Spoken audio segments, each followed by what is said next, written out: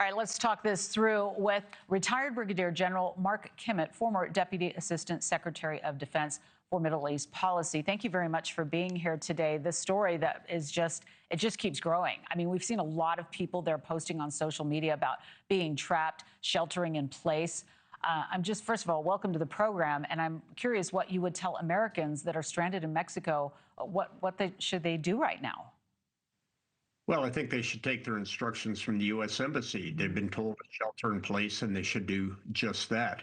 I think most Americans that are in Puerto Vallarta and places such as that, especially those that own property, have probably understood this threat for quite some time and are generally prepared for the consequences of a strike like this. So I would suspect that most of the Americans are sheltering, are in good shape, and just waiting for the violence to settle down. Yeah, I mean, the question is, how long could this go on? And historically, if you can give us any reference on that, because we've spoken with visitors staying in these short-term rentals that have limited food. So you wonder what they can expect. I mean, how scary is that? You got to decide if you're going to go outdoors and get on the street and try and run for it and get some food and get back. But people are being told to shelter in place. What do you think about how long this might go on? Well, we're already starting to see the Mexican army and the Mexican police getting onto the streets and trying to restore order. I don't think it's going to go on that long. I think that nobody is in danger of significant starvation or anything that extreme. So much of what we're seeing right now is performative. This is just the gang trying to demonstrate that it's still viable. Some of this gang violence, candidly, has to do with jockeying for who's taking over for El Mencho. So it looks horrible. I think that things are much better than what we're seeing on these selective clips. And the Mexican military and security forces, which are very, very good, I think are going to have the streets settle down quite soon. Yeah, and as we take a look at what this means moving forward for leadership there in the cartel, what impact do you think this killing has on the cartel's operations? Obviously, there's more than one. None. The fact is that if we look at this very much like a terrorist group, which in many ways it is, they've got second and third level leaders. There'll be a little bit of jockeying for who's going to be in charge, but the cartel operations are far too profitable and far too sustaining over time. They've been in place for many, many years.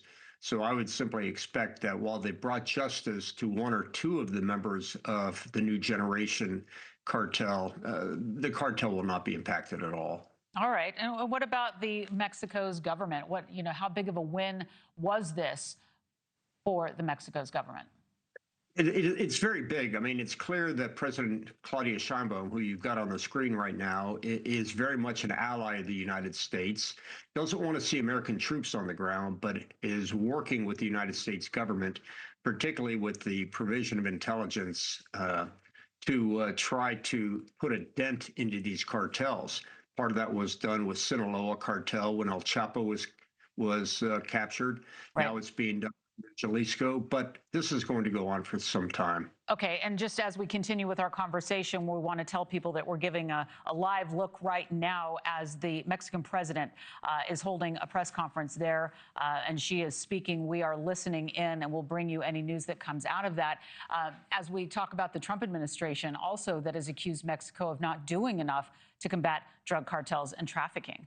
So I'm wondering, on one hand, does it prove that the Mexican government can handle the crackdown without help from the U.S. at this point?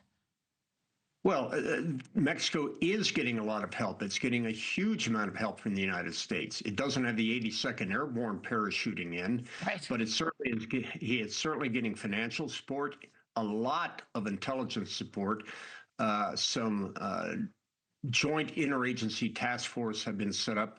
So the bottom line is, to use a trite term, but effective in this case, is we're somewhat leading from behind. I think Sheinbaum's relationship with the United States is much, much better. And I think what we're seeing in this operation is an example of that beneficial relationship between Mexico and the United States. It doesn't attack the biggest problem of all, which is the demand for these drugs here in the United States, but at least the Sheinbaum government is taking action and not neglecting their responsibility to try to destroy these cartels on the ground. Thank you for watching. Subscribe below and download our NewsNation app right now on your phone, and you will get fact-based, unbiased news for all Americans.